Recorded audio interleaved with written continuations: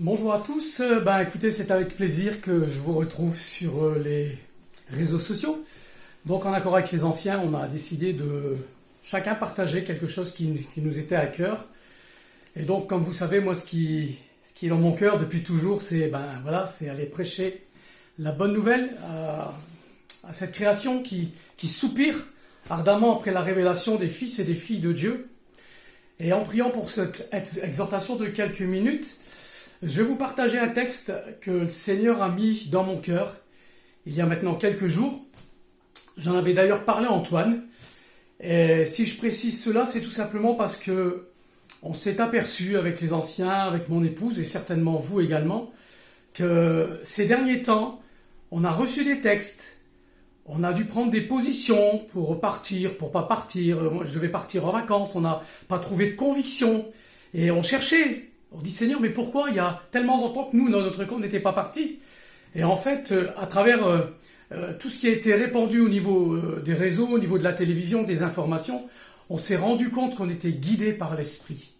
Et donc ce texte ici, que je vais vous partager, c'est un texte qui se trouve dans les Actes des Apôtres, chapitre 27. Et c'est un des périples de l'apôtre Paul. Vous avez certainement déjà lu ce texte. Et j'aimerais bien qu'on puisse réfléchir à ce texte et se l'approprier, tout simplement pour la situation que toute la France et le monde entier vit aujourd'hui. Et dans cette histoire, on voit que l'apôtre Paul doit partir, il doit rendre compte à César, et donc à un moment donné, il doit prendre le bateau. Donc il se trouve dans un port, et puis Paul, avec le discernement qu'il a, il va voir le centenier qu'il surveillait, parce que je vous rappelle que Paul était prisonnier. Il devait rendre des comptes par rapport à sa foi. Et il va donc voir le centenier et puis il dit au centenier, écoute, moi je vous déconseille de partir parce que l'hiver approche et on n'arrivera pas à destination. Donc le centenier, il va plutôt voir le pilote et puis le pilote dit bon, on va partir.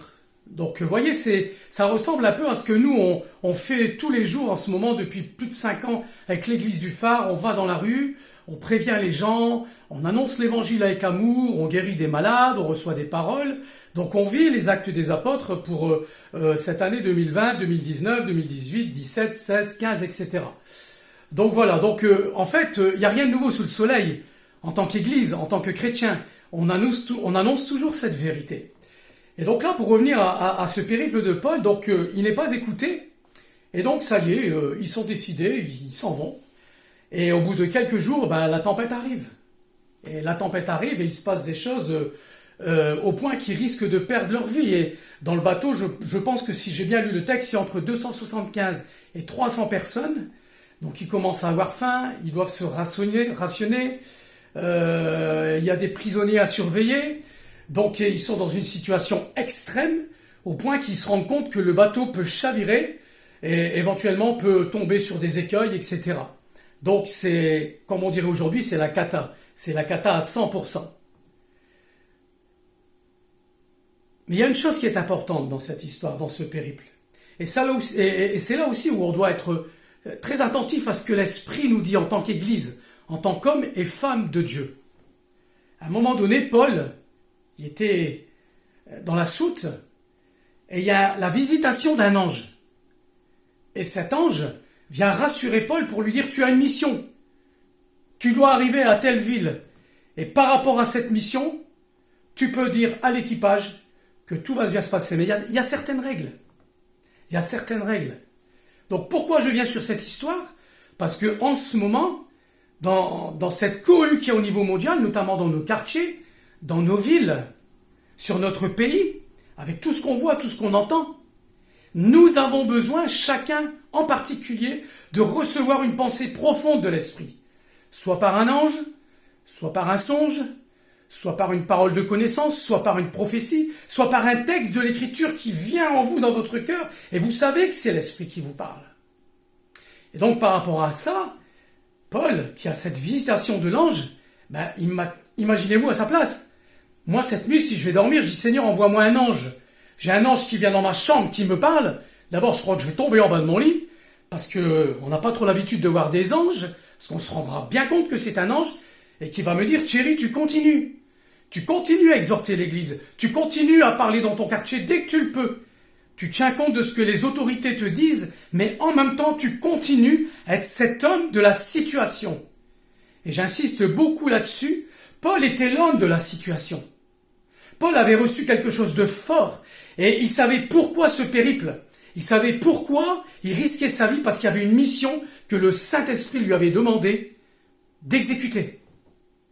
Et donc, dans cette confiance qu'il a reçue, à un moment donné, c'est de pire en pire au niveau de l'équipage, donc au point que les Romains, ils savent plus trop quoi faire, les soldats, les centeniers, ils vont jusqu'à dire, en finalité, s'il faut, on va tuer les prisonniers, et puis non, on va sauter hors du bateau. Et donc, à un moment donné, Paul intervient dans cette situation. Et Paul, avec l'audace de la foi, je précise bien, avec l'audace de la foi, quelqu'un de timide ne va pas oser.